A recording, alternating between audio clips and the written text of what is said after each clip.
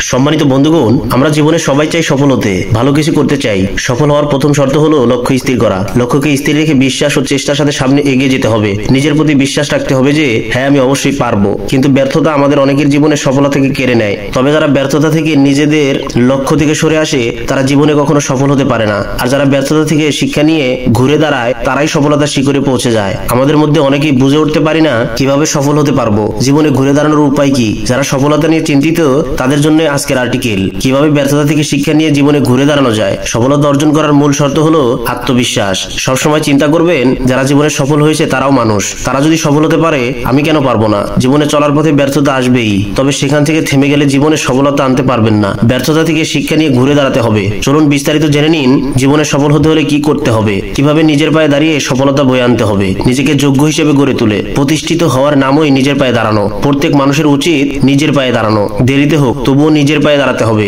নিজের পায়ে দাঁড়াতে হলে প্রথমে আপনাকে লক্ষ্য স্থির করতে হবে এবং নিজের প্রতি বিশ্বাস রেখে সামনের দিকে এগিয়ে যেতে হবে। তবে প্রত্যেক মানুষের জীবনের লক্ষ্য একটাই হতে হবে। বছরের পর বছর পাল্টালে হবে না। যারা জীবনে সফল হতে পেরেছে তারা তাদের লক্ষ্য বদলায় না এবং লক্ষ্য পূরণ যতদিন না হয় ততদিন নিজের লক্ষ্য থেকে সরে আসে না। তাই যারা নিজের পায়ে দাঁড়াতে পারে না তাদের আত্মবিশ্বাসও কোনো লক্ষ্যই থাকে না। যদিও লক্ষ্য থাকে তাহলে তারা অল্পতেই ভেঙে পড়ে যায় এবং লক্ষ্য থেকে সরে আসে। নিজের পায়ে দাঁড়াতে হলে মনোবল স্থির রাখতে হবে। শুধু ভাবতে হবে যে আমি আমার লক্ষ্য পূরণ করবই। একবারে না হোক বারবার চেষ্টা করতে হবে। সবসময় ভালো কিছু চিন্তা করতে হবে আর সামনে এগিয়ে যেতে হবে। যারা মনোবল ঠিক রাখতে পারে না, একবার ব্যর্থ হলে আর চেষ্টা করে না এবং সবসময় নেগেটিভ চিন্তা ভাবনা করে, তারা নিজের পায়ে কখনো দাঁড়াতে পারবে না। নিজের পায়ে দাঁড়াতে হলে অন্যের উপর নির্ভরশীল হওয়া যাবে না। অন্যের উপর ভরসা করে হাত পা গুটিয়ে বসে থাকলে চলবে না। নিজের উপর ভরসা ও আস্থা রেখে নিজের লক্ষ্যের দিকে এগিয়ে যেতে হবে। নিজের লক্ষ্যের কথা কাউকে বলবেন না। পৃথিবীর অধিকাংশ মানুষ অন্যের ভালো চায় না, তাই অন্যের উপর নির্ভরশীল থাকলে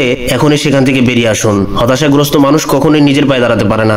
সবসময় হতাশ থাকে আর নিজেকে নিয়ে খারাপ সমালোচনা করে। সবসময় ভাবে আমাকে দিয়ে কিছু হবে না। এরকম মানুষেরা নিজের পায়ে দাঁড়াতে পারে না। নিজের পায়ে দাঁড়াতে হলে হতাশ হবেন না। সবসময় ভাববেন আমাকে দিয়েই হবে। অন্যের কথায় কান দিবেন না, কারণ অনেকেই আছে যারা আপনার ভালো চায় না। ফলে আপনাকে হতাশাগ্রস্ত করার জন্য বিভিন্ন ধরনের কথা বলে, আপনাকে আপনার লক্ষ্য পূরণে বাধা সৃষ্টি করে। তাই অন্যরা কি ভাবলো কি বললো সে বিষয়ে কান দিবেন না।